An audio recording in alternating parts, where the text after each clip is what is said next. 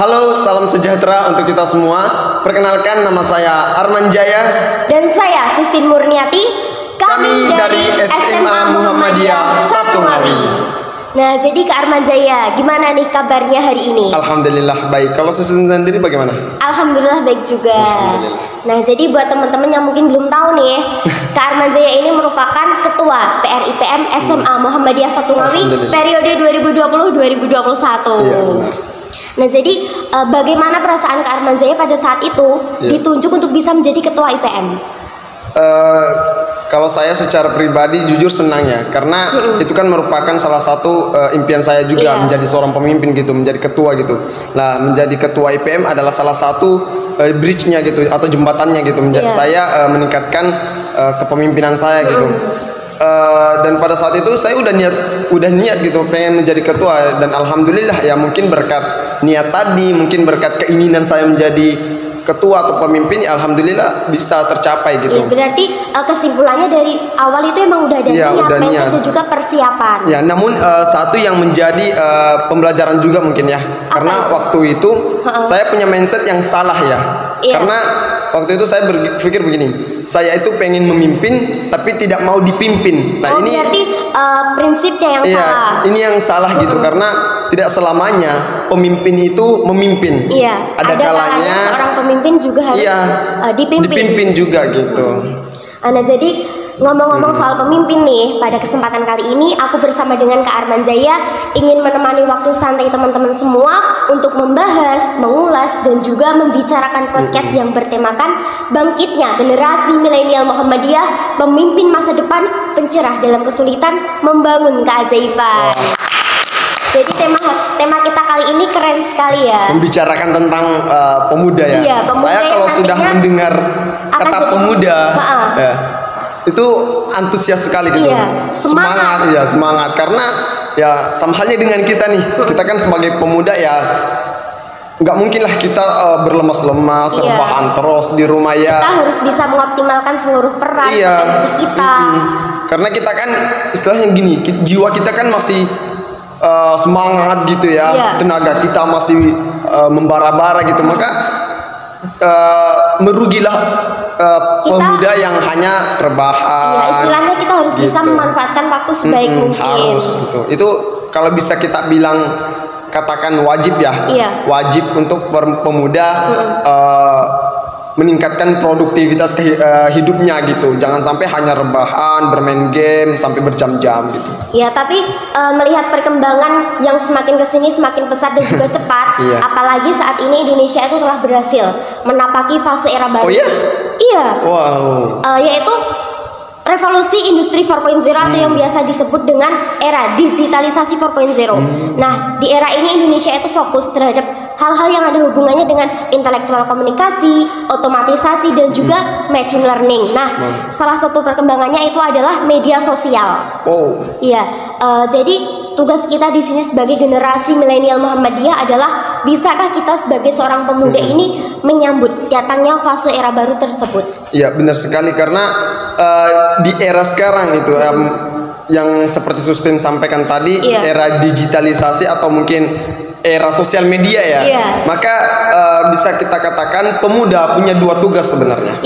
Mampukah pemuda menerima datangnya era digitalisasi ini atau era sosial media ini dengan hal-hal yang positif, atau mengaplikasikan sosial media ini dengan hal-hal yang mungkin bisa meningkatkan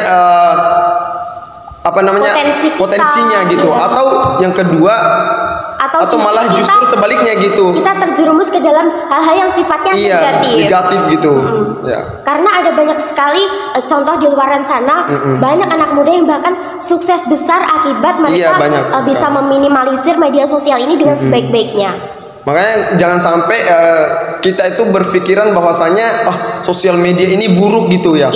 Sebenarnya baik buruknya sosial media atau teknologi yang ada sekarang itu tergantung cara kita menggunakan gitu, cara kita mengaplikasikan. Meskipun ketika ada faktor lain, misalkan ada lingkungan ataupun sesuatu yang toksik di lingkungan kita, itu ya balik lagi tergantung bagaimana kita mengoptimalkannya. Benar sekali. tidak sedikit loh kita lihat para pemuda di luar sana, khususnya pemuda kita, pemuda negeri kita, pemuda Indonesia yang sukses di bidangnya masing-masing, misalnya Mobile Legend, PUBG, Free Fire dan lain sebagainya. Kalau ngomongin game tuh sekarang ada yang lagi booming, yaitu komunitas HP miring. Komunitas HP miring. Ya itu sebenarnya nggak masalah gitu, karena kenapa? Coba kita buka mata gitu ya, banyak pemuda di luar sana yang bahkan sampai di kancah internasional. Ini berarti dia memanfaatkan kesempatan yang ada gitu dengan sebaik-baiknya. Dengan sebaik-baiknya. Yang salah banyak yang mungkin pernah saya melihat teman-teman pemuda di luar sana yang bermain game sampai larut malam, bahkan mereka sampai jam terlena dengan seluruh kemudahan yang ada. Jam 3-an, jam 4-an, jam 4-an gitu kan. Sampai nggak sholat subuh gitu. Nah, ini yang berlebihan gitu, salah ya. Tapi saya juga sering baca di media sosial, faktanya nih Indonesia ini sudah lebih dari 143 juta orang itu pengguna aktif media sosial. Dan kalau Karman tahu nih, 49,5%-nya itu adalah generasi milenial. Iya, di mana rata-rata usianya itu berkisar antara 15 hingga 35 tahun. Berarti kita udah termasuk di sana ya. Sustin sendiri sekarang usianya berapa? Oh, kalau saya sekarang 16 tahun. 16 tahun. Kalau Karman? Kebetulan saya udah 19 tahun, udah tua ya. Iya, udah tua juga. Tapi kita termasuk di dalamnya, yaitu generasi milenial Muhammadiyah. Iya. Maka sekarang kita sebagai generasi milenial Muhammadiyah jangan sampai kita ketinggalan gitu, ya. Jangan sampai kita ketinggalan, kita harus mengikutinya, tapi juga jangan sampai kita terlalu terlena dengan seluruh kemudahan yang ada. Nah, dengan mungkin banyaknya ancaman dari sosial media atau teknologi yang ada sekarang, nah bagaimana menurut Sustin kita mempersiapkan pemuda untuk menjadi pemimpin? Nah, definisi ideal pemimpin menurut Sustin sendiri bagaimana? Oke, kita ngomongin definisi ideal seorang pemimpin. Mungkin kalau ngomongin yang namanya definisi itu relevan ya. Di luaran sana ada banyak sekali definisi-definisi tentang pemimpin yang mungkin juga berbeda-beda. Tapi yang paling mendominasi menurut saya itu adalah seorang pemimpin itu harus punya yang namanya advice, loyalty, ability to leader, be a role model, and inovatif. Kita ambil salah satu contoh, yaitu inovatif. Seorang pemimpin itu jangan hanya bisa memiliki vision, ability to leader, be a role model, istilahnya hanya bisa memimpin dan menjadi panutan. Tapi justru yang paling penting itu adalah seorang pemimpin itu harus inovatif.